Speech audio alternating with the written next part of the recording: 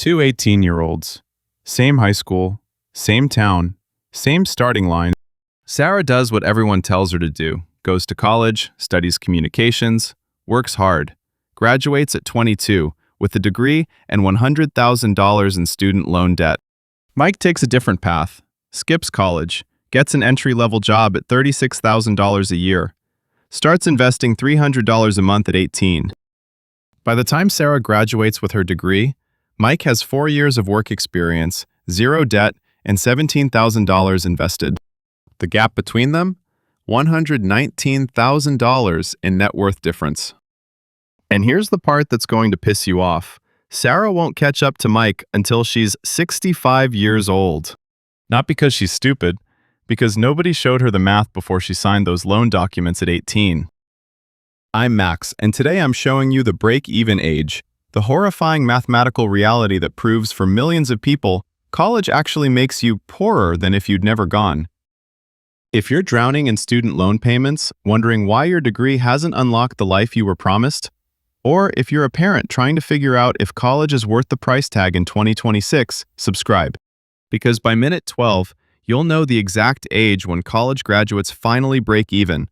And for most majors, that number is going to make you sick. Let me be clear, I'm not anti-education. I'm anti-scam. College has transformed from an investment into a financial product. And like any financial product, you need to understand the return before you buy it. But we've been conditioned to see college as sacred, beyond financial calculation, a moral imperative. You have to go to college has been drilled into multiple generations as absolute truth. Here's what nobody wants to admit. The math has completely changed. 1980. Average cost of public four-year university? $10,000 per year in today's dollars. 2026. Same education? $23,000 per year at in-state public schools. $53,000 at private universities. That's a 130% increase in real costs over 40 years. Meanwhile, real wages for college graduates? Flat since 2000. The cost doubled. The return stayed the same.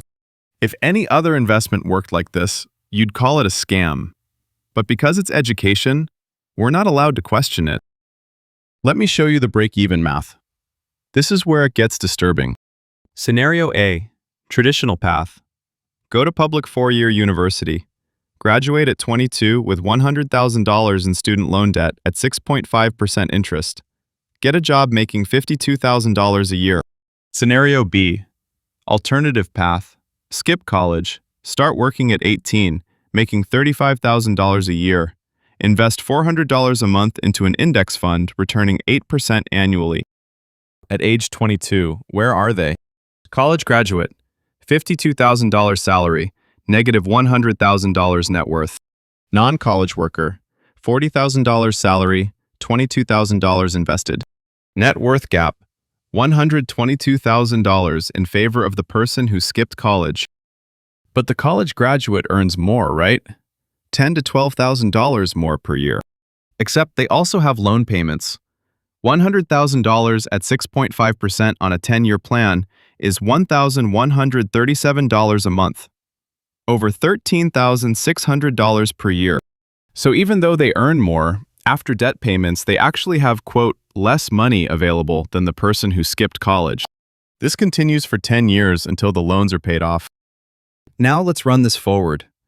When does the college graduate finally catch up? Both workers continue investing. Both get, quote, 3% annual raises. Both investments return, quote, 8% annually. The crossover point where the college graduate's net worth finally exceeds the non-college workers. Age 54. Let me say that again. If you take out $100,000 in student loans for an average paying degree, you won't financially catch up until you're 54 years old. You'll have spent 32 years, the majority of your working life, in a worse financial position than someone who never set foot on a college campus. And this is the median scenario. This isn't worst case. This is average debt, average salaries, average returns. For lower-paying majors, the break-even point gets pushed even further out. Social work majors, median salary, $38,000. Psychology, $36,000. Fine arts, $35,000. At these salary levels with $100,000 in debt, the break-even point isn't age 54, it's age 65 or later. In some cases, you literally never catch up. You retire poorer than you would have been if you'd never gone. Now you're thinking, Max, what about engineering, computer science, nursing? And you're right, the ROI varies enormously by major. That's exactly my point. College isn't universally good or bad. It's a financial decision that makes sense in some contexts and is catastrophic in others. According to the Foundation for Equal Opportunity, about 1 in 4 college programs has a negative return on investment, meaning graduates earn less over their careers than the cost of the degree. For high-return majors like computer science, electrical engineering, nursing, accounting, break-even point can be as early as age 30 or 35. But here's what most people don't realize. Students choosing these high-return majors are a, quote, minority. Only 18% of bachelor's degrees are in STEM fields. The majority graduate with degrees in business, social sciences, humanities, psychology, communications, fields where the salary premiums are much smaller or essentially non-existent. So when someone tells you college graduates earn $1 million more over their lifetime, they're using an average heavily skewed by a small number of high earners. The median college graduate has a much more modest earnings premium that often doesn't justify the cost. So why do people keep making this decision when the math doesn't support it? Social pressure, information asymmetry, and what I can only describe as predatory lending practices targeting children. Yes, children. The average college student signs their first loan document at 17 or 18 years old. They've never had a real job, never paid rent, never experienced the psychological weight of debt, and we're asking them to commit to what might be the largest financial obligation of their lives outside of a mortgage. We would never give a $100,000 business loan to an 18-year-old with no collateral, no business plan, no work experience. We'd call that irresponsible lending. But we do exactly that with student loans and call it investing in your future. The system is designed to obscure the true cost. Students don't write a check for $25,000 per semester. They sign loan documents they don't understand, and the money goes directly to the institution. The pain of payment is completely decoupled from the experience of spending. The benefits, the social experience, the credential, the status, are immediate and tangible. The costs, decades of debt payments, are abstract and distant. This is textbook present bias exploitation. The industry has engineered the perfect product to take advantage of how human brains make decisions. And here's the psychological trap that keeps people defending their degree, even when the math is clearly bad. Once you've made an irreversible decision and taken on the debt, admitting it was a mistake is psychologically devastating. So instead, people rationalize. It was worth it for the experience. I grew so much as a person. You can't put a price on education. These things might be true, but they're also exactly what you'd expect someone to say when they're avoiding confronting a $100,000 mistake. This is cognitive dissonance. Your degree being worth it for you personally doesn't make it a good financial investment. You can have meaningful experiences and still overpay for them. You can grow as a person and still recognize there were cheaper paths to the same growth. Let me talk about the systemic incentives, because understanding why this happened helps you see through it. Colleges have no financial incentive to control costs or ensure their graduates get jobs that justify the tuition. They get paid regardless of outcomes. Federal student loans guarantee colleges can charge essentially whatever they want because students can always borrow more. When you subsidize demand without controlling prices, prices explode. This is basic economics.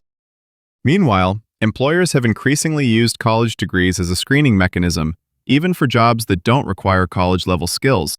A Harvard Business School study found employers routinely require degrees for positions previously filled by non-graduates. They called it degree inflation. Executive assistant, production supervisor, technical roles now require bachelor's degrees, even though the job duties haven't changed. This creates a vicious cycle. More jobs require degrees, so more people go to college. More people going allows colleges to raise prices. Higher prices mean more debt. More debt means graduates desperate to take any job, which suppresses wages. Employers see a flooded market and raise degree requirements because they can. The entire system is optimized to extract wealth from young people and transfer it to higher education institutions and loan servicers. It's not a conspiracy. It's just incentives playing out exactly as you'd expect. So what do you actually do with this information? First, if you're considering college, calculate the true all-in cost before you enroll. Tuition, fees, room and board, books, living expenses for 4 years, plus the opportunity cost of 4 years of lost wages. For many students, this total exceeds $200,000. Then look at the median salary for your specific intended major. Not the average for all college graduates, not the top-end salaries schools love to advertise. Calculate how long it would take to break even compared to skipping college and investing. If the break-even point is past age 50, you need to seriously question whether this is rational. Second, if you're going to college, major selection is the single most important decision you'll make. The difference in lifetime earnings between the highest and lowest paying majors is over $3 million. Choosing a major purely based on passion, without any consideration of earnings potential, is a luxury that people taking on 6 figures of debt cannot afford. Third, exhaust every option to reduce costs before taking on debt. Community college for the first 2 years can cut total costs by, quote, 30 to 50%. In-state public versus private universities can save, quote, $100,000 or more. A computer science degree that costs $40,000 total is a completely different financial proposition than the same degree that costs $160,000. Fourth, consider alternative credentials. Seriously. Coding boot camps, trade certifications, professional licenses, entrepreneurship, these aren't consolation prizes. They're often faster, cheaper paths to middle and upper middle class incomes. A licensed electrician or plumber often out-earns the median college graduate while starting work 4 years earlier with no debt. A coding bootcamp graduate can enter tech at comparable salaries to computer science majors at a fraction of the time and cost. Let me leave you with a fundamental reframe. The question isn't whether education has value. Of course it does. The question is whether the specific education you're considering at the specific price you're being charged will provide financial returns that justify the cost. For a generation, we've treated college as a sacred exception to normal financial analysis. We've sent teenagers to sign 6-figure loan documents without teaching them to calculate the return on that investment. We've told them questioning the value of a degree is anti-intellectual, when, in reality, blind faith in any financial product is the truly anti-intellectual position. The data is clear. Many college degrees are financial liabilities that leave graduates worse off than they would have been without them. Acknowledging this isn't an attack on learning. It's recognizing that an industry has exploited its protected cultural status to extract wealth from young people while delivering diminishing returns. You are allowed to do the math. You are allowed to say, "This doesn't make financial sense for me." You are allowed to choose an alternative path without shame. The people who would tell you otherwise often have a financial stake in you continuing to believe college is beyond financial scrutiny. The schools that charge the tuition, the lenders who service the loans, the employers who use degrees as a free screening mechanism, all benefit from you not asking hard questions. But this is your money, your time, and your financial future. A degree is not automatically an asset. It's only an asset if the numbers work. For many majors, at current prices, the numbers don't work. And pretending otherwise is the most expensive lie being told to young people today. I'm Max. The break-even age is real. The math doesn't lie. And college might be the worst investment you'll ever make. Subscribe if you want more content that challenges the lies they've been selling you. Comment your major and your debt. Let's see who got scammed and who didn't. The trap is set. The question is whether you're smart enough to see it before you walk in.